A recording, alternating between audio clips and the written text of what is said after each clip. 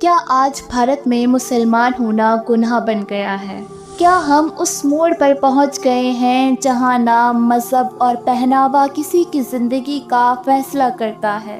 क्या महात्मा गांधी से लेकर मौलाना आजाद ने इसी भारत का सपना देखा था? जी हाँ, कभी अलीगढ़, कभी बिहार, तो कभी देश के किसी कोने में एक भीड़ सिर्फ आपका नाम या पहनावा देखकर आपकी पहचान पूछती है और कुछ ही सेकंड में इंसानियत के सारे उसूल टूट जाते हैं। और ये सिर्फ कहानियाँ नहीं बल्कि हकीकत है, जिनकी खबरें अक्सर देश के कोने कोने से आती हैं। कभी टोपी, कभी पहनावा, तो कभी मोहम्मद नाम ही नफरत को जन्म देने के लिए काफ़ी होता है।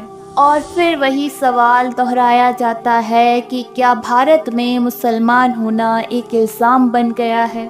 और हमारे लिए यहाँ इस सवाल के जवाब को समझना बहुत ज़रूरी है, क्योंकि आज हम एक ऐसे दौर में जी रहे हैं जहाँ भारत नेशनल से इंटरनेशनल लेवल पर एक साथ मिलकर आतंकवाद के खिलाफ एक मजबूत आवाज़ बन रहा है। तो वहीं देश के अंदर हर शहर, हर गली, हर मोहल्ले में मजहब के नाम पर मतभेद बढ़ रहा है। और ये मतभेद किसी एक को नहीं बल्कि पूरे देश को खोखला कर रहा है।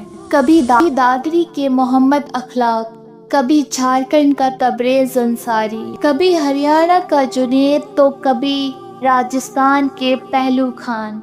और ये सिर्फ नाम नहीं बल्कि उन परिवारों के दिल से निकलने वाली चीखें हैं जिनकी गूंज कभी इंसाफ की अदालत तक नहीं पहुंचती। आखिर इनका कसूर क्या था? क्या मुसलमान होना गुनाह बन गया था? और अगर आप मानते हैं कि भारत का इतिहास हिंदू मुसलमान की कुर्बानी से लिखा गया है, तो इस वीडियो को ज़्यादा से ज़्यादा शेयर कीजिए और हमारे चैनल को सब्सक्राइब करना मत भूलिए। ऐसी घटनाएं, ऐसी कहानियां सिर्फ हमारे दिल को नहीं झंझोड़ती बल्कि हमारे देश को एक ऐसे मोड़ पर लाकर खड़ा कर देती हैं जो हमारे देश के असल चेहरे को छुपा देती हैं। क्योंकि अफसोस की बात यह है कि आज हम पूरी दुनिया में कह रहे हैं कि भारत एक शांति प्रिय देश है, इंसानियत का रक्षक है और यहाँ सब बराबर हैं। मगर दूसरी तरफ हमारे अंदर ही कुछ लोग डर और शक का माहौल पैदा कर रहे हैं। हमें समझना चाहिए कि देश को नुकसान बंदूक या बॉम्ब से नहीं बल्कि अंदर के बिखराव से होता है।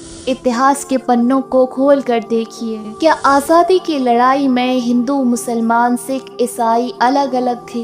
क्या इसीलिए अशफाक उल्लाह खान ने फांसी के फंदे को अपने गले का हार बनाया था? क्या इसीलिए मौलाना आजाद ने एक सेक्युलर भारत का ख्वाब देखा था? क्या इसीलिए डॉक्टर APJ अब्दुल कलाम ने भारत को मिसाइल पावर बनाकर दुनिया में अपना नाम बनाया था?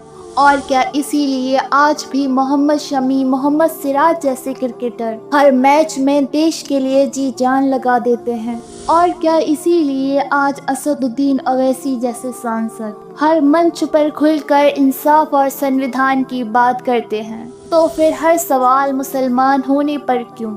हमें याद रखना चाहिए कि ये देश जितना महात्मा गांधी का है उतना ही मौलाना आज़ाद का है, और जितना मौलाना आज़ाद का है उतना ही बाबा साहब अम्बेडकर का है, और जितना बाबा साहब अम्बेडकर का है उतना हर हिंदुस्तानी का है। और ये भारत की एकता और बराबरी के वो नाम हैं जिनको कभी भुलाया नहीं जा सकता। और हमें गौर करना चाहिए कि हमारा संविधान हमें बराबरी का हक देता है।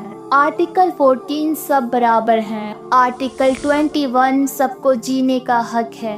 आर्टिकल 25 अपने धर्म को मानने का पूरा अधिकार है।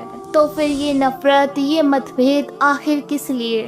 हमारे देश का संविधान सिर्फ कागजी लिखावट नहीं बल्कि एक सांचा है जिसके साए में हर हिंदुस्तानी खड़ा है। और अगर आप हमारी इस बात से सहमत हैं तो कमेंट में अपना नज़रिया ज़रूर शेयर करें और हमारे चैनल SH हिस्ट्री को सब्सक्राइब कर इस मिशन का हिस्सा बने, जहां हमारा मकसद तारीख को सच के साथ जिंदा रखना है।